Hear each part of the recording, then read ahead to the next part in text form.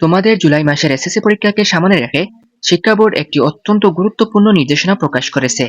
এই নির্দেশনায় এমন কিছু বিষয় রয়েছে যা প্রত্যেক শিক্ষার্থীর অবশ্যই জানা উচিত, কারণ এখানে পরীক্ষা শুরু থেকে শেষ পর্যন্ত কি করতে হবে, কি করা যাবে না এবং কোন ভুল করলে কি ধরনের সমস্যায় পড়তে পারে সবকিছু বিস্তারিত উল্লেখ করা হয়েছে। তাই আজকের ভিডিওতে আমি বোর্ডের প্রকাশিত নোটিশের সবচেয়ে গুরুত্বপূর্ণ বিষয়গুলো সহজ ভাষায় তোমাদের সামনে তুলে ধরব। প্রথমেই জেনে রাখো, 2024-25 শিক্ষাবর্ষের নিয়মিত পরীক্ষার্থীরা 2026 সালের পূর্ণাঙ্গ সিলেবাস অনুযায়ী পরীক্ষায় অংশগ্রহণ করবে। অন্যদিকে অনিয়মিত বা পুরাতন পরীক্ষার্থীরা তাদের নির্ধারিত পুরাতন সিলেবাস অনুযায়ী পরীক্ষা দিবে। পরীক্ষার সময়ও বোর্ড স্পষ্টভাবে উল্লেখ করেছে, সকালে পরীক্ষা শুরু হবে সকাল 10টায় এবং বিকালে পরীক্ষা শুরু হবে দুপুর 2টায়।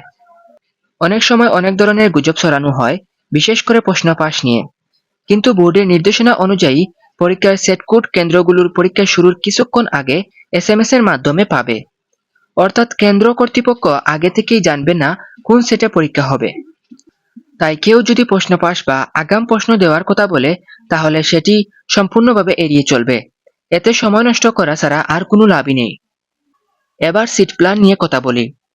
বোর্ড নির্দেশনা দিয়েছে 5 থেকে 6 ফুট লম্বা বেঞ্চে সর্বোচ্চ 2 জন এবং 4 ফুট লম্বা বেঞ্চে 1 জন পরীক্ষার্থী বসতে পারবে।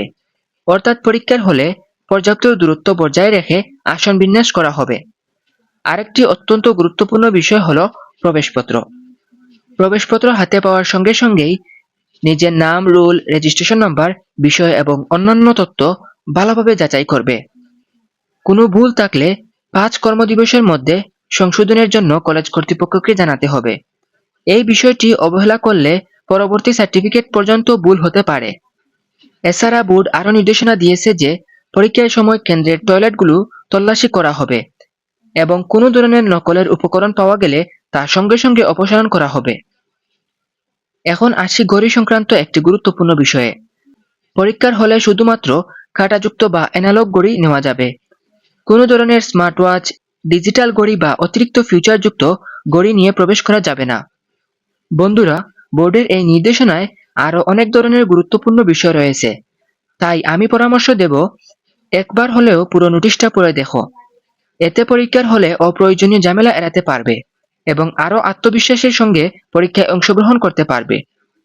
বোর্ড থেকে আগামী দিনগুলোতে আরও গুরুত্বপূর্ণ নোটিশ প্রকাশ করা হতে পারে, তাই শিক্ষা সংক্রান্ত সকল আপডেট সবার আগে জানতে আমাদের ইউটিউব চ্যানেল এবং ফেসবুক পেজটিকে ফলো করে রাখো। আজকের ভিডিও এখানেই শেষ করছি। সবাই ভালো থেকো, সুস্থ থেকো। আল্লাহ হাফেজ সবাইকে।